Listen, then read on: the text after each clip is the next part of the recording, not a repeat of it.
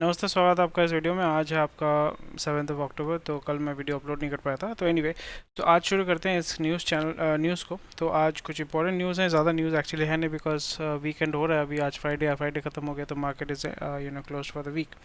सो कुछ न्यूज़ हैं जो हमें basically these are the follow up. अब हमें ऑलरेडी, अगर आप इस चैनल पे न्यूज़ को देखते हैं तो आपको पता चलता है कि कहाँ पे कैसा न्यूज़ जो है वो काम कर रहा है। बट कुछ कुछ चीज़ें जो हैं आपको देखने को मिलता है विच इज़ न्यू। OMC का मतलब होता है oil marketing companies losses likely to widen to lower margins and frozen prices. So this is actually a very good thing, because oil marketing companies, इसका मतलब होता है कि प्राइमरली आपके जो BPCL हो गया, IOCL हो गया, मतलब Bharat petroleum, Hindustan petroleum, Indian oil corporation, ये बेसिकली PSU है। पहले क्या होता था कि सब्सिडी में चलता था, मतलब गवर्नमेंट जो है सब्सिडी देती थी। जो भी लॉस होता था वो गवर्नमेंट जो है वो दे देती थी। अभी क्या होता है कि वो नहीं कर रहे, उन्होंने प्राइस कैप को हटा दिया। पर यहाँ पे आपको देखने को मिलेगा that government also kind of shadow controls the price, this companies. और ये कंपनी को बोलते हैं आप होल्ड कीजिए, होल्ड कीजिए, होल्ड कीजिए, होल्ड कीजिए, होल्ड कीजिए। सब्सिडी नहीं मिलता है, सब्सिडी नहीं मिलता है यहाँ पे। ये मतलब बहुत ही अनोखा चीज़ है। मतलब ये गुजराती दिमाग, या मतलब जो इनोवेटिव दिमाग है वो लगाना पड़ता है। पहले क्या होता था कि हाँ, आप लॉस कर रहे हो तो ऑयल कंपनी को जो है गवर्नमेंट पैसा दे देती थी। अभी सब्सिडी को उठा दिया। अभी क्या कर रहे हैं, गवर्नमेंट जो बोल रही है कि भाई आप जो है लॉस पे बेचो। ठीक है, तो ये कंपनी जो है लॉस में बेचती है, और फिर जो है बाद में बॉन्ड सेल करती है। तो जो लॉस हुआ है, लॉस का तो पैसा उठाना पड़ेगा ना, बॉन्ड सेल करती है। और बॉन्ड जो है मतलब इनडायरेक्टली गवर्नमेंट ही परचेज करते हैं, मतलब डायरेक्ट मतलब सामने से नहीं देके पीछे से आपका जो है पैसा दे रही है गवर्नमेंट। तो ये ठीक है, चलो कोई बात नहीं है। बट अगेन एंड अगेन यहाँ पे आपको समझना पड़ेगा, जो भी कॉस्ट होता है, जो भी होता है, हमारा कंट्री में जो है एनर्जी इज़ एनर्जी, मतलब एनर्जी, हमारे एनर्जी इंडिपेंडेंट हम लोग है नहीं। हमारा ये सबसे बड़ा प्रॉब्लम है। इस जगह पे मैं बार बार, मेरा सजेशन तो ये होगा कि इस प्रॉब्लम को सॉल्व करने का सिंपल सा सोल्यूशन है कि GST के अंदर ला दो। आपका उसमें IGST होगा, इंटीग्रेटेड GST होगा। जो आपका सेंटर को जाना है वो जाएगा, और जो स्टेट को जाना है वो जाएगा। ख़त्म हो गया। आप उसको मे बी 50% टैक्स लगा दो, 60% टैक्स लगा दो। तो उसमें क्या होगा कि जो उसमें GST इनपुट भी मिलता है, सो इट विल ऑल्सो, मतलब एक ही टैक्सेशन सिस्टम में होने से कोई भी कमोडिटी या प्रोडक्ट को सेल करना बहुत ईजी हो जाता है। क्लैरिटी मिलती है, लोगों को बेनिफिट होता है, और लोग जो है चोरी कम करते हैं। यहाँ पे क्या होता है कि स्टेट अपना खुद का वैट लगाती है। इसलिए आप देखोगे वेस्ट बंगाल में अलग रेट है, सबसे ज़्यादा रेट वेस्ट बंगाल में है, उड़ीसा में है। कम रेट आपके फॉर एग्जांपल आपका दिल्ली में सबसे कम रेट है, या पौंडीचेरी में सबसे कम रेट है। तो ये चीज़, ये जब बायसनेस आप देखते हैं तो लोगों के बीच में कन्फ्यूजन होता है कि भाई वो दिल्ली वाला मेरे से मतलब 10 रुपये सस्ते में तेल कैसे मिलता है उसको। और ये मतलब हमेशा होता रहा है, बिकॉज स्टेट जो है उसके ऊपर अलग से टैक्स लगाती है, वैट लगाती है, ये वो लगाती है, जो पहले होता था। So it was very confusing, and वो पैसा कहाँ जाता है आपको पता ही है, पता नहीं कहाँ जाता है। सो ये लॉसेस इनकी हो रही है। और अभी जो है कुछ दिनों पहले, इवन लास्ट कुछ महीनों से आपका जो है ऑयल प्राइसेस बहुत बहुत बुरी तरीके से गिर रहे थे। और यहाँ पे आपको समझना पड़ेगा कि ऑयल कॉन्ट्रैक्ट्स होते हैं। यहाँ पे ऐसा नहीं कि जब आप ऑयल परचेज करते हैं, फॉर एग्जांपल, ये भी स्टॉक एक्सचेंज में कमोडिटी, जैसे आप इक्विटी खरीदते हैं उसी तरीके से कमोडिटी को भी सेल किया जाता है। तो यहाँ पे ऐसा नहीं कि आप सऊदी में जाके बोलते हो कि मेरे को 10 लीटर तेल, तो ऐसा नहीं होता। क्रूड ऑयल तो ऐसा नहीं होता। यहाँ पे आपका जो है सेलर होता है और बायर होता है। वो सेलर और बायर जो है वो फ्यूचर्स कॉन्ट्रैक्ट बोलते हैं उसको। सेलर्स और बायर्स जो है वो आपके बेसिकली स्टॉक एक्सचेंज में जाके जो अपने कमोडिटी को सेल करते हैं, बाई करते हैं। फॉर एग्जांपल, अभी जो है सप्लाई, ये भी सप्लाई डिमांड के ऊपर चलता है कि सप्लायर जो है अभी यहाँ पे सऊदी जो है या ओपेक जो है, उसको कॉन्स्टेंटली ऑयल पंप करते रहना पड़ेगा, बिकॉज दे वांट रेवेन्यू। और वहाँ से उनका डेली रेवेन्यू आता है, मोर देन $1 बिलियन का वो ऑयल पंप करते हैं, और उसको फिर शिप करते हैं। यानी फॉर एग्जाम्पल अगले महीने आपको ऑयल चाहिए, तो उसका कॉन्ट्रैक्ट आज मैंने सेल कर दिया। ठीक है, कि फॉर एग्जांपल दिसंबर का कॉन्ट्रैक्ट सेल हो रहा है, या फ्यूचर सेल हो रहा है। तो वो आप परचेज़ कर सकते हो कि हाँ, मुझे $90 में, प्राइस ऊपर नीचे कोई फ़र्क नहीं पड़ता, $90 में जो है मुझे पर बैरल चाहिए होगा। मेरे को 1 बिलियन बैरल जो है उस दिन चाहिए होगा। तो ये आप ऐसे करके परचेज़ करते हो, तो फिर और जो तेल जो है वो लोडिंग होकर आपके पास आ जाता है। So this is basically how it works. इस जगह पे जो है प्राइस बहुत कम थे, वहाँ पे इन्होंने ख़रीदना चाहिए था, नहीं ख़रीदा, फिर अभी बोल रहे हैं कि भाई दाम बढ़ गया। ऐसा तो काम नहीं होता। I think again this has to be taken care of from a very, मतलब सटल तरीके से इसको हैंडल करना, diplomatically, politically and also economically इसको हैंडल करना चाहिए। एक तो है कि रशिया से हमें हमारा जो डिपेंडेंसी है रशिया से, हमें आई थिंक 60-70% ऑयल लेना चाहिए, बिकॉज वहाँ पे हमको एक फिक्स प्राइस लेके रुपी रूबल में ट्रेड करो तो फिर आपका डॉलर, यहाँ पे प्रॉब्लम ये हो जा रही है कि बिकॉज डॉलर इज़ फ्लक्चुएटिंग ना, डॉलर फ्लक्चुएट करने से एक तो है कि कमोडिटी का प्राइस डॉलर के टर्म्स में ऊपर नीचे हो रहा है, उसी के साथ साथ डॉलर का प्राइस भी ऊपर नीचे हो रहा है, तो यहाँ पे आपका दोनों वेरिएबल है, एक वेरिएबल नहीं दोनों वेरिएबल है, तो प्रॉब्लम ये हो जा रहा है कि oil prices are shooting up and वो आपके कंट्रोल में नहीं है। रुपी रूबल में क्या होता है कि आप रुपी रूबल में, एक तो है कि रुपी रूबल में आप रशिया से ऑयल परचेज कर रहे हो, वहाँ पे आप रुपी रूबल में डील कर रहे हो, रुपी जो है आप प्रिंट कर सकते हो, आप उसको मैनिपुलेट कर सकते हो, तो उसमें क्या होता है कि आपका कमोडिटी का प्राइस जो है वो शायद से फ्लक्चुएट करेगा, बट आपका करेंसी का प्राइस तो वैसा फ्लक्चुएट नहीं करता है, and it is much safer, much simpler, much easier.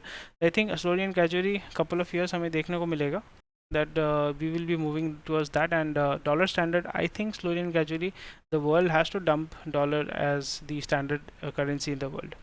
SEBI ने जो है एक ब्रिकवर्क रेटिंग्स कंपनी का जो है आपका मल्टीपल लैप्सेस के कारण उनका लाइसेंस रद्द कर दिया।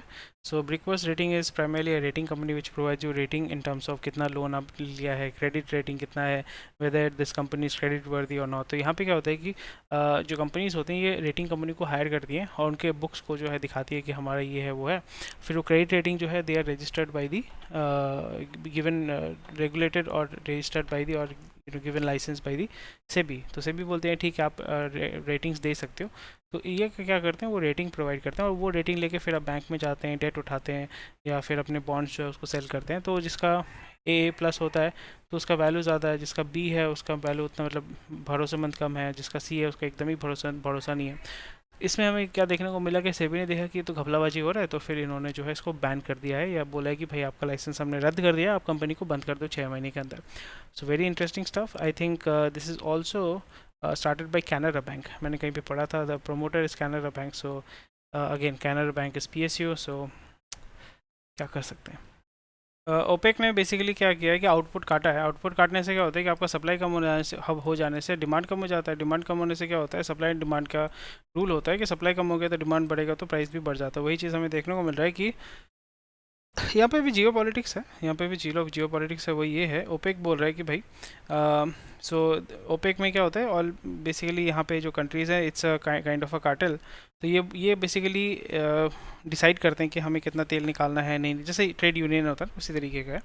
सो इन्होंने डिसाइड किया कि 2 मिलियन पर डे जो है वो बैरल का सप्लाई जो है मतलब पंप करना बंद कर देंगे, मतलब कम कर देंगे। इसमें क्या होगा कि सप्लाई कम हो जाएगा तो आपका प्राइस बढ़ जाएगा। सो सबसे बड़ा फ़ायदा ये है कि Saudi is not right now in a very favourable situation with America. So इसका सबसे बड़ा प्रॉब्लम ये हो जाता है कि American economy is already struggling, inflation बहुत हाई है वहाँ पे, और अमेरिका वर्ल्ड का सबसे ज़्यादा ऑयल कंज्यूम करता है, सबसे ज़्यादा, उसके बाद चाइना, उसके बाद इंडिया। तो अमेरिका का पॉपुलेशन जो है वो 22 करोड़, मतलब यूपी का पॉपुलेशन है। तो आप सोचिए कि यूपी का पॉपुलेशन चाइना से भी ज़्यादा तेल पीता है, बहुत ज़्यादा है ना। तो वही चीज़ जो है, और उनको ऑयल चाहिए होता है, ऑयल उनके पास है, ऐसा नहीं कि अमेरिका में ऑयल नहीं है, यूएस में बहुत ऑयल है, पर वो अपना ऑयल यूज़ नहीं करते हैं, वो दूसरा का ऑयल लेके काम चलाते हैं।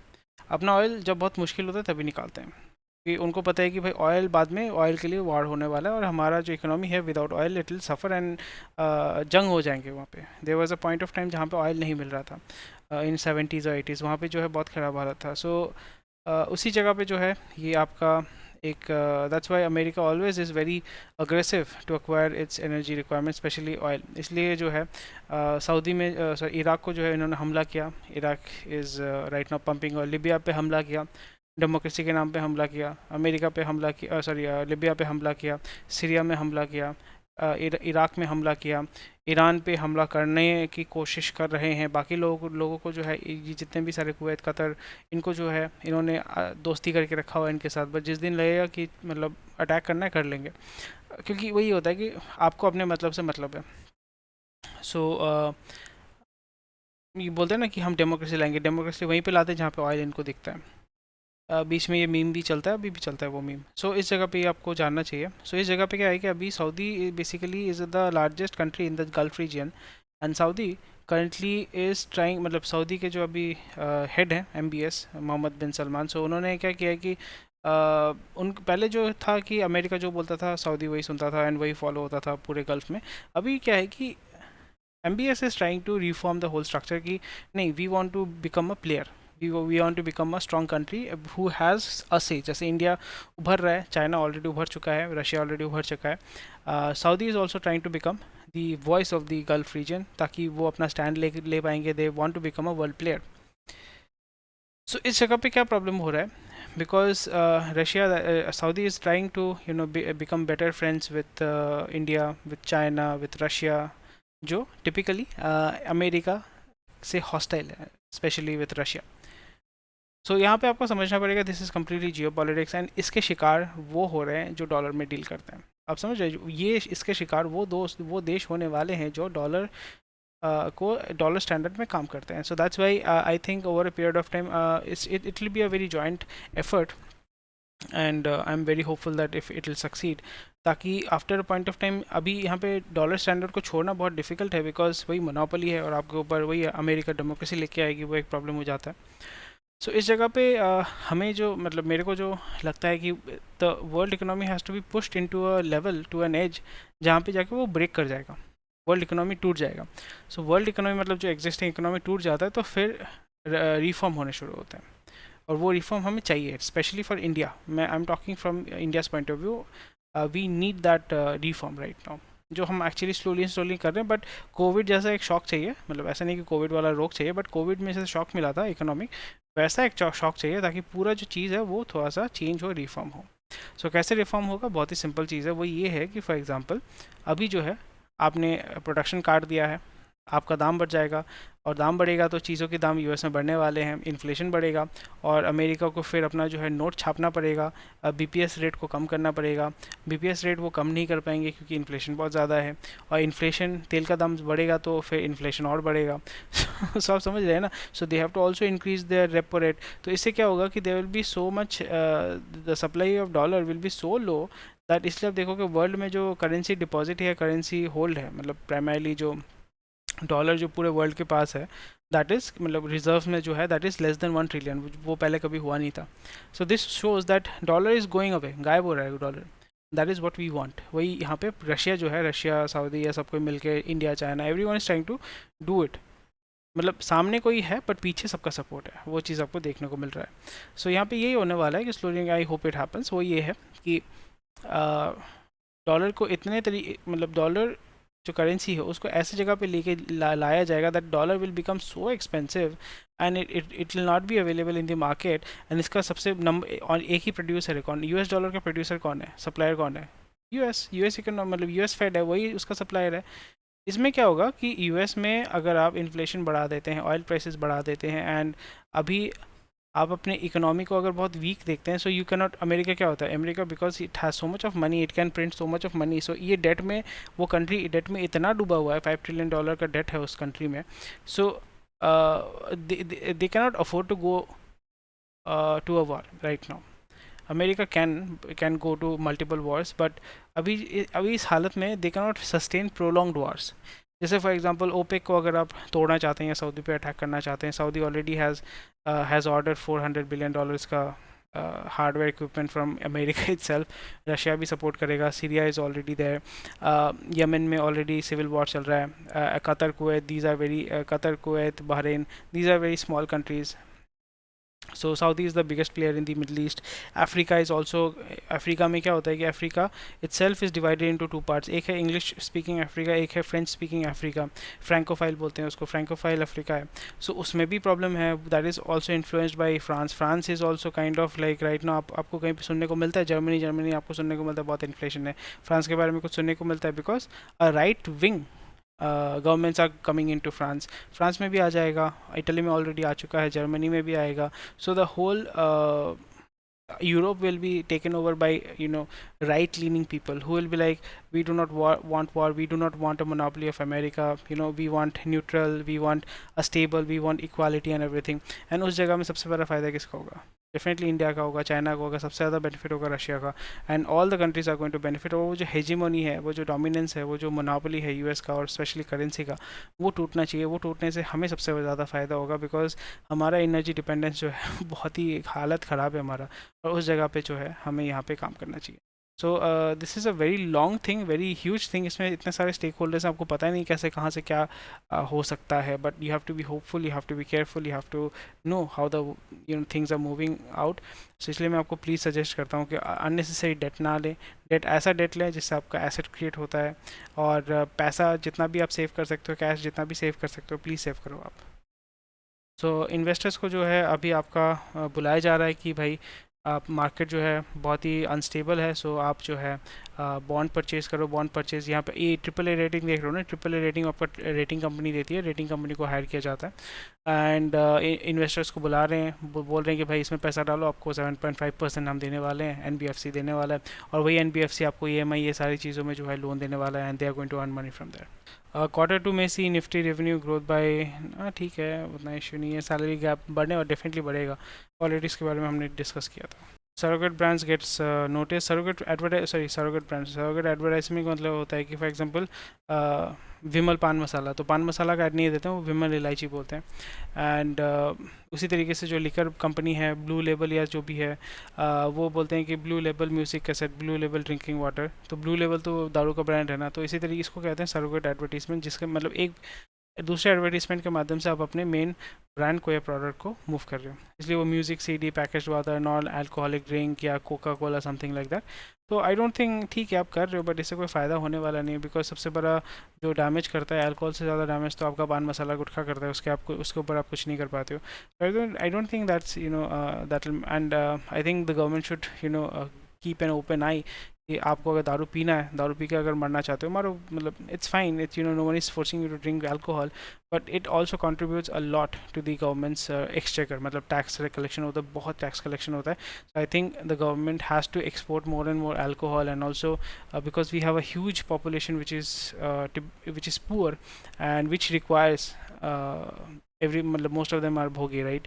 तो उनको चाहिए स्टिमुलेशन, तो स्टिमुलेशन सबसे सस्ता स्टिमुलेशन और लीगल स्टिमुलेशन इज़ अल्कोहल। नहीं तो अगर आप बैंड सब्सटेंस में जाते हैं, गांजा, कोकेन, हेरोइन, ये इलीगल है।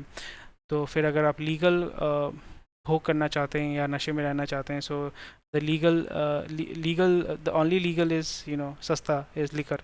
तो लिकर से ही आपका इनकम होता है। So I think government indirectly should also promote consumption of liquor, ताकि आपका जो गवर्नमेंट का इनकम जो है वो बढ़े। हाँ, डेफिनेटली फैमिलीज टूटेंगे, फैमिलीज बर्बाद होंगे, but this is a choice that people make. I think alcohol addiction, I don't agree with it to be honest, because if someone says that alcohol addiction हो गया है, I don't agree with it, because वही होता है ना कि फिर आप, why don't you become addicted to good food?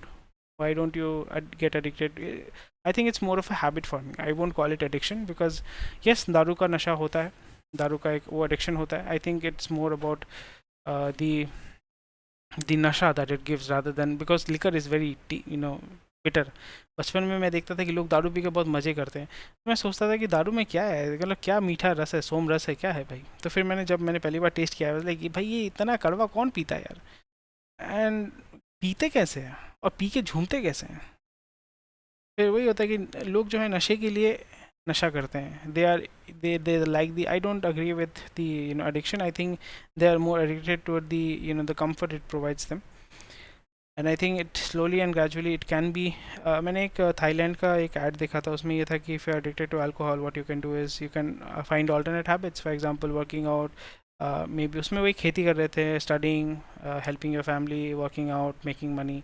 So I think this is more of a habit farming, and जो लोग दारू पीना चाहते हैं, I think government should promote and government should encourage more people, और people who are actually drinking to drink more, ताकि जो government exchequer, from this is from completely economic point of view, I am not talking about sentiment, like हाँ क्यों बोल रहे हो आप दारू ज़्यादा पीना चाहिए। मैं ऐसा कुछ नहीं है, दारू उनको, मतलब आपको कोई फोर्स तो नहीं कर रहा है ना। जैसे बिग बिलियन डे होता है, बिग बोतल डे भी आप कर सकते हो। So it is completely from economic point of view, this is completely business point of view से मैं बोल रहा हूँ। आई am not talking about my, मतलब सोसाइटी डेवलपमेंट, इसके बारे में नहीं बोल रहा हूँ। गवर्नमेंट को सर्वाइव करने के लिए I think this can help. Services sector growth loses pace, hit 6 months low.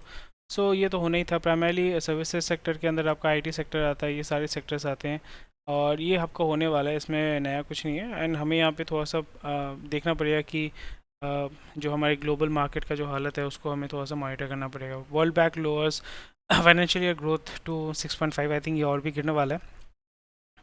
And ये गिरेगा बिकॉज आप देखोगे जो मनरेगा का जो बजट है वो बढ़ाना पड़ेगा, because joblessness, I won't say joblessness बढ़ेगा, बट जो जॉब से जो इनकम होता है वो बढ़ेगा, और जो इनकम भी अगर नहीं बढ़ता है तो जो एक्सपेंसेस है वो बढ़ेंगे। तो एक्सपेंसेस अगर आपके बढ़ते हैं तो फिर इनकम अगर आपका कम होता है तो फिर आप गरीब होते हैं, मतलब you become more and more poor, और वही हमें देखने को मिल रहा है। एंड अगेन इसको रिड्यूस करने के बहुत सारे उपाय हैं।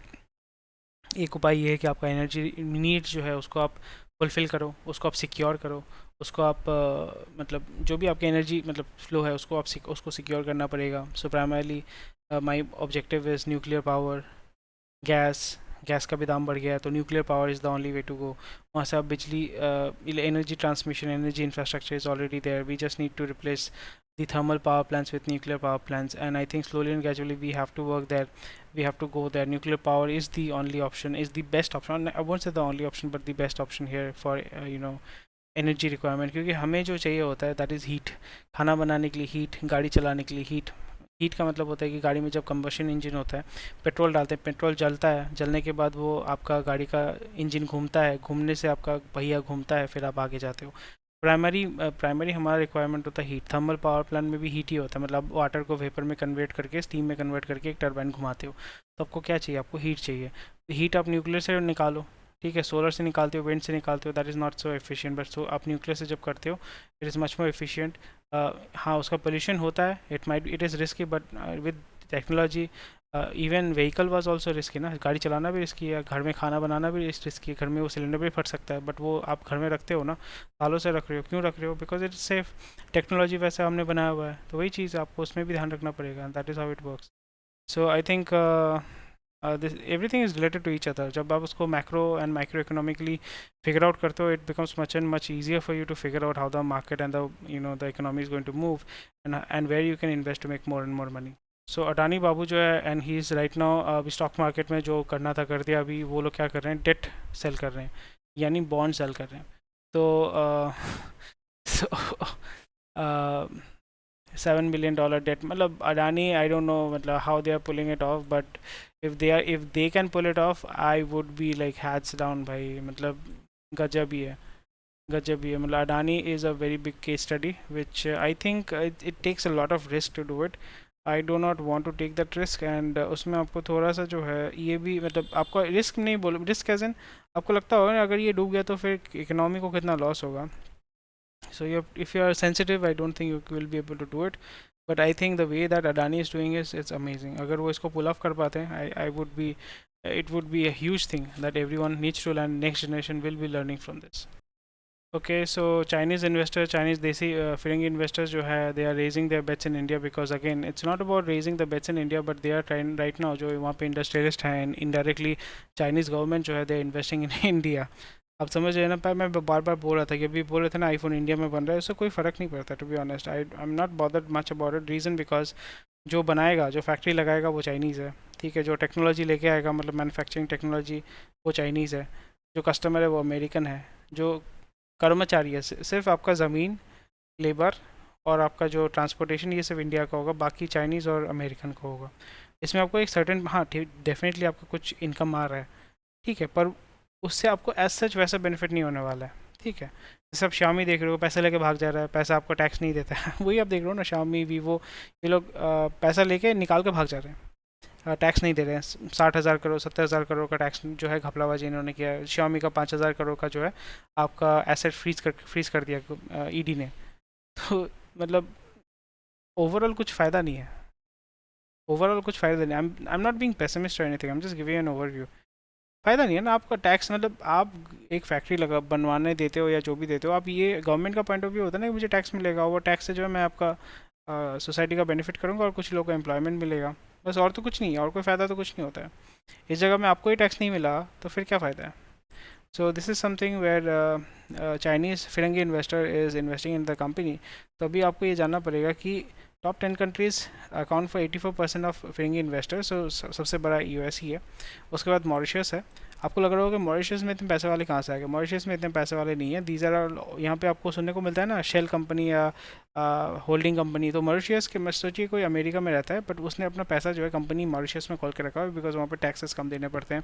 लग्जमबर्ग में टैक्सेस कम देने पड़ते हैं, सिंगापुर में टैक्सेस कम देने पड़ते हैं, आयरलैंड में टैक्स कम देना पड़ता है, ठीक है। तो इसलिए अब जो है गूगल जो है अपना पैसा आयरलैंड से लेके आता है, मॉरिशस से लेके आता है। अगर आप यूट्यूब में पैसा कमाते हैं, आपको पेमेंट होता है, वो सिंगापुर से होता है। Reason because of that US में बहुत ज़्यादा टैक्सेस हैं, so people are right now moving the assets away from US and they are moving towards country like Mauritius, Singapore, Macao, Luxembourg. फिर और एक कंट्री है माल्टा। माल्टा में है। माल्टा इज़ बेसिकली मतलब छोटा सा मतलब it's a very small country in Europe, so they are also kind of growing like this. Monaco है। तो ये सारे जो कंट्रीज़ हैं उनके माध्यम से चाइनीज़ ही इन्वेस्ट कर रहे हैं, इंडियंस ही इन्वेस्ट कर रहे हैं, अमेरिकन ही, कैनेडियंस ही इन्वेस्ट कर रहे हैं। बट यहाँ पे आपको देखने को मिलेगा मॉरिशस से आ रहा है पैसा, मतलब a company from Mauritius is investing, a company from Luxembourg and Singapore is investing in India. This is how it works. And if you know about it, it becomes easier to figure out कौन पैसा निकाल रहा है, कौन market को दबा रहा है, कौन उठा रहा है। So expenditure under central schemes up by 72%, which is actually really nice. But यहाँ पे मेरे को एक चीज़ है, अगर मनरेगा राशन इसका अगर एक्सपेंसेस बढ़ते हैं, so that means that the economy is in a bad state. और यहाँ पे अगर आप सड़क योजना, जल योजना, ये सारी योजना, अगर हेल्थ योजना, इस पे अगर आप देखते हैं कि इन्वेस्टमेंट ज़्यादा हो रहा है, that shows that people are getting that benefit. And also इसके वजह से जो छोटे छोटे इंडस्ट्रीज़ होते हैं, health care industries, pharma industries, they are going to grow, cement industries, ये सारी इंडस्ट्री को जो है बूस्ट मिलेगा और इनका कंजम्पशन, पाइप इंडस्ट्रीज़ का जो कंजम्पशन बढ़ेगा, विच इज़ नाइस। 56 मिलियन यानी 56 million people have turn poor in 2020। I think इससे ज़्यादा ही है, करोड़ों लोग जो है गरीब हुए हैं। सो ऐसा नया कुछ नहीं है।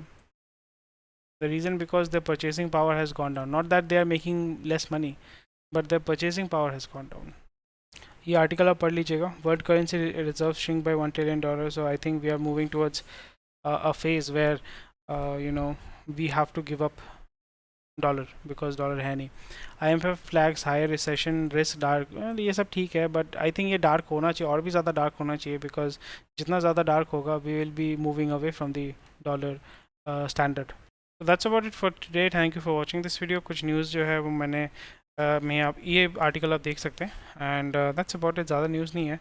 सो मैं नेक्स्ट वीक से जो है मैं यहाँ पे क्या करूँगा, एक लंबा वीडियो डाल दूँगा। उसी के साथ साथ I last my team to have small segment, जैसे एक एक टॉपिक के ऊपर जो वीडियो है उसको अलग करके अपलोड करने के लिए, because it takes a lot of time and effort to do these things, and यहाँ पे कोई मॉनिटरी बेनिफिट भी मुझे नहीं मिलता है इस चैनल से। सो दैट्स वाई वही होता है ना कि आपको जब आप किसी स्टाफ को लगाते हो, you have to check the investment that you are doing. This is all about investment. So anyway, thank you for watching this video, and maybe from next year onwards I might start a few classes or lectures जहाँ पे हम discuss करेंगे how to invest, where to invest, how to train you or yourself. I मतलब most of the people they don't want to learn, but still maybe next year से I'll try to do regular classes, something like that. Daily तो ये चलता ही रहेगा, but some kind of class economics के ऊपर, finance के ऊपर, financial management के ऊपर, how to figure out where the economy is moving, how to make money, how to book profit, how to have short term and long term view, something like that. तो उसके ऊपर हम बात करेंगे from next year onwards. So yeah, that's about it. So let's see how the world moves, how my life moves, how your life moves. So anyway, thank you for watching this video. Take care. Bye bye. Jai Hind.